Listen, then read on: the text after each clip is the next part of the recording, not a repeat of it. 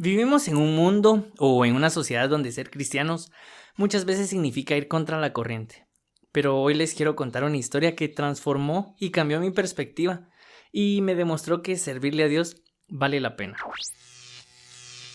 Hola, soy Andrés y esto es Humanoide. En este episodio les quiero hablar de un sacerdote que no es muy famoso en las historias bíblicas que escuchamos comúnmente, o bueno, yo nunca había escuchado de él hasta que leí su historia con mis propios ojos y la verdad me sorprendió. Por eso les quiero hablar de Joiada, el sumo sacerdote que se habla en Segunda de Reyes 11 y Segunda de Crónicas 23. Para ponerlos en contexto, cuando se habla de los libros de Reyes y de Crónicas en la Biblia, estos son libros históricos que narran y describen la obediencia o la desobediencia de los reyes y gobernantes del pueblo de Israel. A lo largo de estos dos libros vemos cómo se recalca la obediencia de estos gobernantes, pues cuando se habla de ellos, normalmente al principio de su descripción dice lo siguiente: e hizo lo recto ante los ojos de Dios o hizo lo malo ante los ojos de Dios. ¿A qué se refiere cuando se dice que un rey hizo lo recto o agradable ante los ojos de Dios?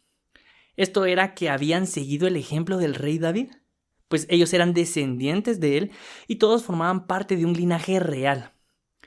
Esto significaba que habían quitado los lugares altos de donde se adoraban a otros dioses que no fuera Dios, es decir, lugares de idolatría, y también que seguían la ley de Dios y no se apartaban de ella. Eran obedientes a los mandamientos que Dios les había dejado por medio de Moisés. Entonces, empecemos con la historia. Ocosías era el rey de Judá en aquel tiempo y Atalía era su madre.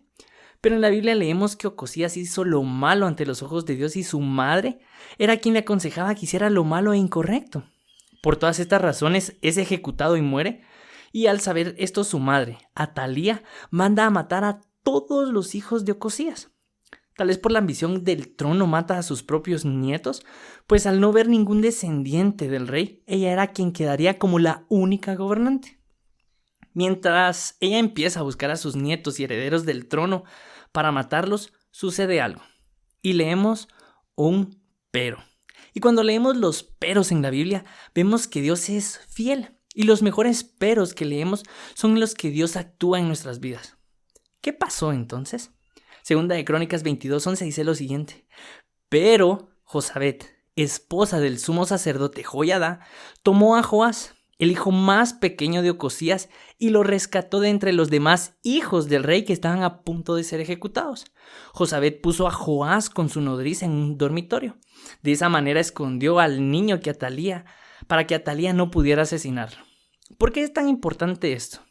Dios le había prometido al rey David que uno de sus descendientes siempre iba a reinar sobre Israel. Entonces, cuando Atalía empezó a matar a todos los hijos de Ocosías, su propio hijo y descendientes del rey David, iba a cortar con todo el linaje real, y ella era quien iba a quedar a cargo del pueblo de Dios. Por eso les digo que cuando leemos los peros en la Biblia, vemos el poder de Dios, y cuando Él promete algo, Él es fiel para cumplirlo. Entonces, Joás, el único hijo de Ocosías, que había sido rescatado de la matanza, fue escondido en el templo y lo resguardaron ahí durante 6 años. Durante todo este tiempo, Atalía era la que había gobernado. Y acá se viene lo interesante, pues en el 7º año, Joiada, el esposo de Josabet y el sumo sacerdote del templo de Dios, manda a llamar a toda la guardia personal, a todos los guardianes del palacio, y los hace entrar en el templo para hablar con ellos y contarles un secreto. Pero este secreto lo tenían que guardar. Entonces, cuando entran al templo, les mostró al hijo del rey, a Joás, el heredero del trono. Pues era tiempo de restablecer lo que Atalía había querido robarse, de que gobernara un descendiente de David, alguien que fuera del linaje real. Entonces el sacerdote Joiada se armó de valor e hizo un plan para devolverle el trono a Joás, y llamó a estos guerreros y les dijo lo siguiente: he aquí el hijo del rey, el cual reinará, como el Señor ha prometido acerca de los hijos de David. Y entonces les dijo: ustedes formarán un círculo alrededor del rey, cada uno con sus armas en mano, y cualquiera que se meta en las filas morirá. Estarán con el rey cuando salga y cuando entre. Entonces sacaron a luz a Joás y lo proclamaron como el único rey. Le pusieron una corona y lo ungieron, mientras gritaban: ¡viva el rey!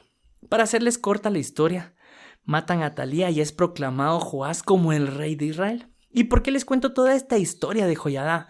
¿Qué tiene que ver esto con ser sacerdotes? Joiada hizo algo importante y relevante en la historia del pueblo de Dios, pues como el sacerdote le devolvió el trono a quien le correspondía. Ocosías y Atalía claramente habían hecho lo malo ante los ojos de Dios. Luego Atalía quiso quedarse con el trono, pero era algo que a ella no le correspondía. Pues el verdadero trono, el verdadero heredero del trono era Joás, hijo y descendiente de David. Mientras vivió el sacerdote Joiada, Joás obedeció a Dios en todo e hizo lo recto ante los ojos de Dios. Y como sacerdotes nos toca guardar el linaje real para que gobiernen nuestra vida. ¿Y qué significa esto? Hoy en día vivimos en un mundo y en una sociedad donde hacer lo malo ante los ojos de Dios es mucho más fácil. Pero actuar conforme al corazón de Dios y hacer lo recto es mucho más difícil. Es como nadar contra la corriente.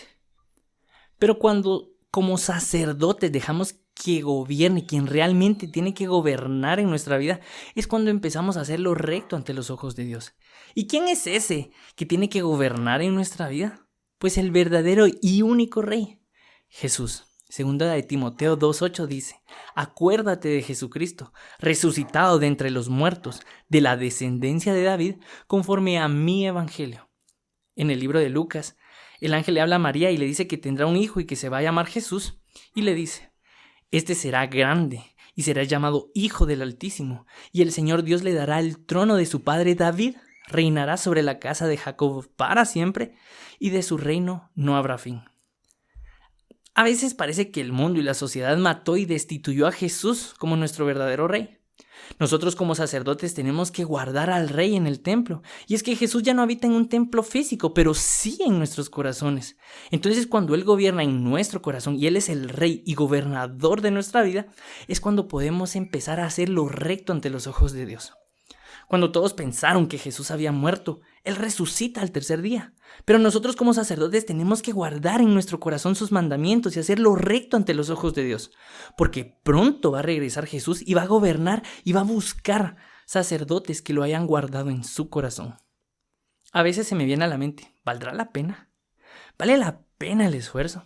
Pero quiero terminar con esto. Segunda de Crónicas 26 dice que cuando Joiada envejeció y murió ya siendo un anciano, fue sepultado con los reyes en la ciudad de David, pues se tomó en cuenta el bien que había hecho por Israel y para Dios y el templo. Cuando Joiada muere, es el único sacerdote que es enterrado en el cementerio junto con los demás reyes y descendientes de David. Fue tan importante su aporte y valioso para Dios que todo lo que hizo fue tomado en cuenta. Y ser enterrado así significaba honra, pues muchos reyes que hicieron lo malo ni siquiera fueron sepultados en este lugar. En conclusión, y como siempre lo he repetido, vale la pena servirle a Dios.